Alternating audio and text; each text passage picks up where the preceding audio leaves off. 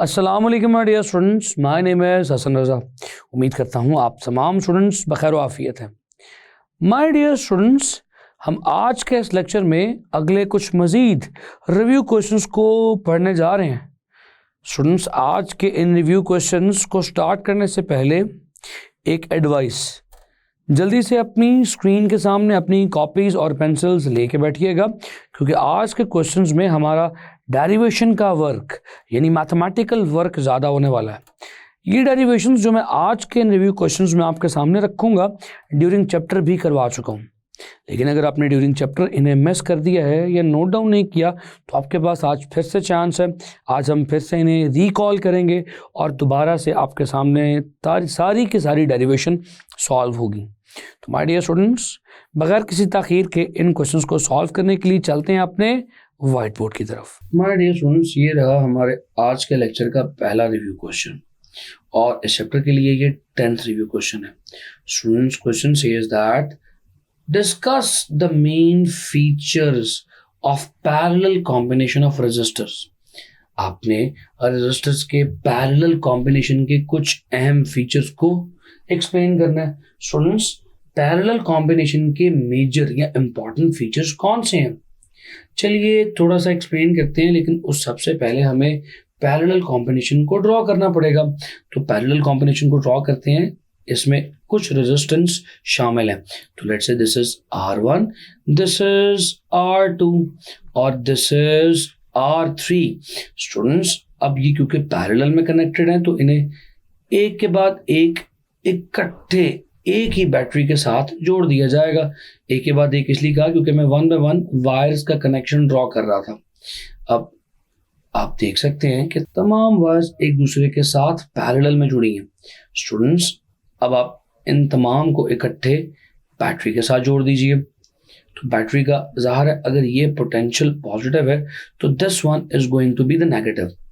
Students, आप इस सारे सर्किट को जब कंप्लीट करेंगे, सर्किट कंप्लीट करने पर इन रेजिस्टेंसेस में से करंट फ्लो होना शुरू हो जाएगा। मैं कहूँगा कि this is let's say R1 resistance, this is R2 resistance और this is R3 resistance.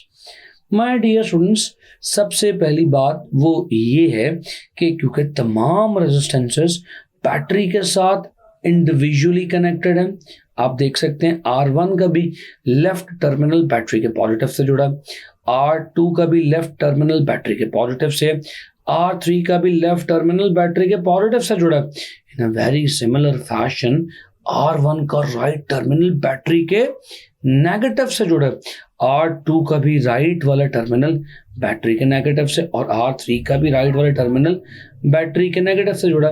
So in all these three resistors are individually connected with the battery. That means that all these three resistances are going to get equal potential difference, which is equal to the potential difference of battery. इसका मतलब ये है कि ये तीनों resistors battery के potential difference के बराबर पोटेंशियल डिफरेंस अचीव करेंगे। यानी कि अगर मैं कहूं कि R1 को मिलने वाला पोटेंशियल है V1, R2 को मिलने वाला पोटेंशियल है V2 और R3 को मिलने वाला पोटेंशियल है V3, तो ये V1, V2, V3 मुख्तलिफ नहीं है, बल्कि आपस में भी बराबर हैं और ये वही है जो बैटरी का पोटेंशियल है। यानी कि all these three resistors are getting the equal potential equal to the battery. तो माय डियर स्टूडेंट्स, ये रहा इस पैरेलल कॉम्बिनेशन का पहला मेन फीचर। स्टूडेंट्स, अगर सबको मिलने वाला पोटेंशियल सेम है, देन व्हाट डू यू से कि क्या इनको मिलने वाला करंट भी सेम होगा? द आंसर इज नो, क्योंकि इन तमाम कंपोनेंट्स की रेजिस्टेंस डिफरेंट है, R1, R2 और R3। तो माय डियर स्टूडेंट्स, इन तमाम रेजिस्टेंसेस को मिलने वाला करंट भी डिफरेंट होगा, क्योंकि अगर पोटेंशियल सेम है, रेजिस्टेंस डिफरेंट है, तो करंट कैसे सेम हो सकता है? आप जानते हैं V is equals to IR होता है, तो I is equals to V over R होगा। स्टूडेंट्स, मिलने वाला पोटेंशियल तो सेम है, क्या रेजिस्टेंस सेम है? जवाब है नो। तो I1 यानी पहले को मिलने वाला करंट होगा V ओवर R1। तो माय डियर स्टूडेंट्स, आप ये कहेंगे कि करंट डिवाइड होगा, करंट सेम नहीं रहेगा। So current in the parallel combination of resistance divides. तो लिख देते हैं करंट डिवाइड्स, करंट तकसीम हो जाएगा। आप वैसे भी देखिए जो करंट है वो फ्लो ऑफ चार्ज है, तो चार्जेस फ्लो करके आएंगे, इस पॉइंट पर पहुंचेंगे तो चार्जेस के पास मुख्तलिफ रास्ते हैं, कुछ ऊपर चला जाएगा, कुछ सीधा चला जाएगा, कुछ नीचे आ जाएगा।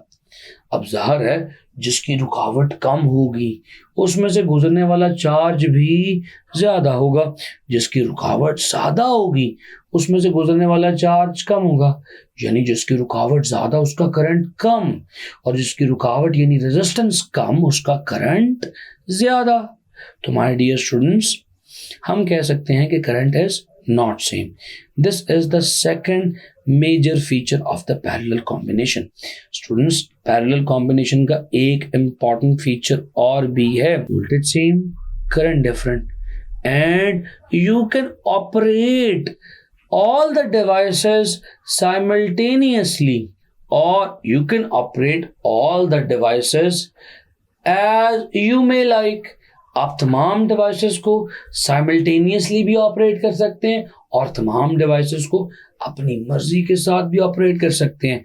यानी कि अगर आप इन डिवाइसेस के साथ इंडिविजुअली स्विच कनेक्ट कर दें, फॉर एग्जांपल ये स्विचेस हैं, अगर आप इस स्विच 1 को ओपन कर देंगे तो R1 का connection with a battery break कर जाएगा, और क्या होगा माय डियर स्टूडेंट्स, R1 की करंट की सप्लाई रुक जाएगी मगर R2 और R3 की सप्लाई चलती रहेगी। यानी कि दो कंपोनेंट्स ऑन स्टेट में है और एक कंपोनेंट, एक रजिस्टर ऑफ स्टेट में है। अगर आप चाहें तो इस R1 को कनेक्ट कर दें और R2 का सर्किट ब्रेक कर दें बाय ओपनिंग द स्विच। अब इस वक्त R1 और R3 सर्किट में करंट लेते रहेंगे और R2 की करंट की सप्लाई रुक जाएगी क्योंकि R2 का सर्किट ओपन हो चुका है। तो my dear students, you can operate all the appliances individually or you can operate all the appliances separately, या you can operate all the devices simultaneously। आप simultaneously भी ऑपरेट कर सकते हैं और अपनी मर्जी से भी ऑपरेट कर सकते हैं। यानी कि किसी एक के ऑफ होने से सर्किट पूरे का पूरा डिस्कनेक्ट नहीं होगा, एक स्विच के बंद होने से पूरे का पूरा सर्किट ऑफ नहीं होगा। सो माय डियर स्टूडेंट्स, लिखा जा सकता है each device of the circuit can be operated individually। Her device को आप अलग अलग ऑपरेट कर सकते हैं। स्टूडेंट्स, ये तो हो गए 3 इंपॉर्टेंट फीचर्स। चौथा फीचर जानना चाहते हैं क्या students? The fourth feature is, आप जानते हैं कि इक्विवेलेंट रेजिस्टेंस कैसे कैलकुलेट की जाती है पैरेलल कॉम्बिनेशन में, which is equals to 1 over R equivalent is equals to 1 over R1 plus 1 over R2 plus 1 over R3। ये तो 3 है तो 3 कर दिया, अगर ज्यादा हो तो 1 ओवर RN करके। अब इस सिचुएशन में माय डियर स्टूडेंट्स, जो इक्विवेलेंट रेजिस्टेंस है वो सबका इनवर्स लेके ऐड करके कैलकुलेट की जाती है। यानी इस एतबार से जो इक्विवेलेंट रेजिस्टेंस है वो R1, R2, R3, R4 सबसे ओवरऑल लेस आएगी। यानी कि चौथे फीचर में मैं लिख सकता हूं कि the equivalent resistance is going to be lesser than all individual resistances. जैसे कि ये R1 से भी छोटी दिखाई दी, R2 से भी छोटी दिखाई दी मैंने, और R3 से भी छोटी दिखाई देगी या मौजूद होगी। तो डियर स्टूडेंट्स, ये रहा इस पैरेलल कॉम्बिनेशन का चौथा फीचर। उम्मीद करता हूं तमाम पॉइंट्स आपको समझ आए हैं। अब हम मूव करेंगे आज के अगले क्वेश्चन की तरफ। माय डियर स्टूडेंट्स, ये रहा हमारे आज के लेक्चर का next review question. Students, question says determine the equivalent resistance of the series combination. Series combination की इक्विवेलेंट रेजिस्टेंस कैलकुलेट करनी है. तो चलिए वंस अगेन फिर से एक दफ़ा सीरीज कॉम्बिनेशन को रिकॉल करते हैं. वही कॉम्बिनेशन जो हमने चैप्टर के दौरान किया था. स्टूडेंट्स, ये एक रेजिस्टेंस है, ये दूसरी रेजिस्टेंस है और ये फिर तीसरी रेजिस्टेंस है. स्टूडेंट्स, ये तीनों सीरीज में जुड़ी हुई है. सीरीज का मतलब क्या है? एक के बाद एक, वन आफ्टर अनदर. स्टूडेंट्स, इन्हें इसी तरह से बैटरी के साथ जोड़ा जाएगा. तो चलिए, ये बैटरी का अगर पॉजिटिव है तो ये बैटरी का नेगेटिव टर्मिनल है और जोड़ा गया है कुछ इस तरह से कि सर्किट कंप्लीट हो जाए. चलिए नाम भी दे देते हैं. This is R1, this is R2 and this is R3 resistance.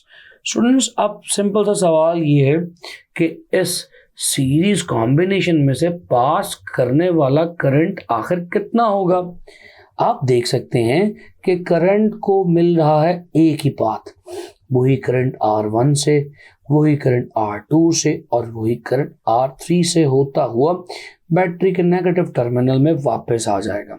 सो इसका पहला फीचर कह लीजिए ये है, the current I is constant through all the resistors in the series combination, but the potential is not constant. Students, बहुत simple सा concept है. जाहिर है जिसकी रेजिस्टेंस ज़्यादा होगी उसे उतना करंट अपने में से गुजारने के लिए ज़्यादा पोटेंशियल रिक्वायर्ड होगा, ज़्यादा energy per unit charge require होगी.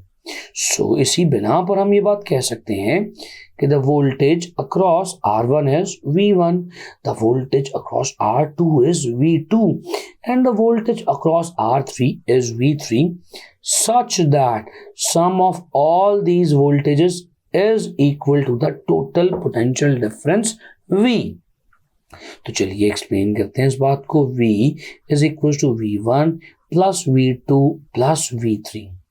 माय डियर स्टूडेंट्स, अगर आप ओम्स लॉ इंडिविजुअली हर रेजिस्टेंस पे अप्लाई करें तो V1 is equal to IR1 और V2 is equal to IR2 और इसी तरह से V3 is equal to IR3 लिखा जा सकता है. तो चलिए फिर इन तमाम इक्वेशंस को इक्वेशन नंबर 1 में इकट्ठा सब्स्टिट्यूट कर दीजिए. ये लिखा जाएगा IR1 plus IR2 plus IR3. Dear students, I को ले लीजिए कॉमन क्योंकि करंट तो सेम है. R1 plus R2 plus R3 पीछे रह जाएगा, which is equal to the total potential difference. Students, total potential difference किसके इक्वल होगा? Total current into the total resistance, और इसी टोटल रेजिस्टेंस को ही तो हम इक्विवेलेंट रेजिस्टेंस कहते हैं. So my dear students, this voltage can be written as I into R equivalent, which is equals to I into R1 plus R2 plus R3. Students, ये जो I इन तमाम के सम से मल्टीप्लाई हो रहा है, इस इक्वेशन की दूसरी तरफ ले जाकर डिवाइड कर दीजिए. I into R equivalent over I is equals to R1 plus R2 plus R3 लिखा जा सकता है. I को I से कैंसिल करेंगे तो ये फॉर्मेशन कुछ इस तरह से लिखी जाएगी, R equivalent is equals to R1 plus R2 plus R3. तो ये तो तीन रेजिस्टेंस का कॉम्बिनेशन था, तो इक्विवेलेंट रेजिस्टेंस इन तीनों के सम के इक्वल आ गई. अगर ये बहुत सारी n रेजिस्टेंसेस का कॉम्बिनेशन होता तो इक्विवेलेंट रेजिस्टेंस जानते हो कैसे लिखी जाती? R1 plus R2 plus R3 और अप टू सो ऑन जितनी भी रेजिस्टेंसेस होती उन सब का सम लेते तो इक्विवेलेंट रेजिस्टेंस आती. सो माय डियर स्टूडेंट्स, इसी बुनियाद पे हम कह सकते हैं कि जो इक्विवेलेंट रेजिस्टेंस सीरीज में होती है वो हर इंडिविजुअल से ग्रेटर होती है क्योंकि सबका सम होती है वो. सो इसीलिए मैं कह सकता हूँ कि इक्विवेलेंट रेजिस्टेंस हमारे कॉम्बिनेशन में R1 से भी ग्रेटर है, R2 से भी और R3 से भी ग्रेटर है. स्टूडेंट्स, बहुत सिंपल सा कॉन्सेप्ट था. आपने इस कॉन्सेप्ट को इस्तेमाल करते हुए सीरीज कॉम्बिनेशन में इक्विवेलेंट रेजिस्टेंस का फॉर्मूला डराइव कर लिया। माय डियर स्टूडेंट्स, मैंने आज के इस लेक्चर में सीरीज और पैरेलल कॉम्बिनेशन को किसी हद तक कंपेयर भी किया, आपने इनके फीचर्स भी देख लिए हैं।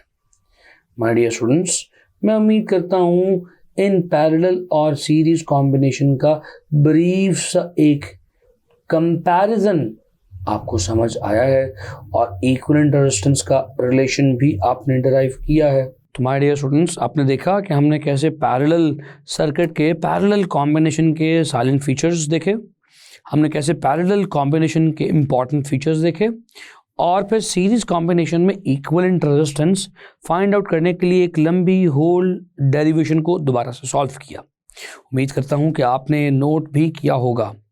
अपना बेइंतहा ख्याल रखें। मुलाकात करूँगा अगले लेक्चर में कुछ नए कॉन्सेप्ट्स के साथ। Good bye.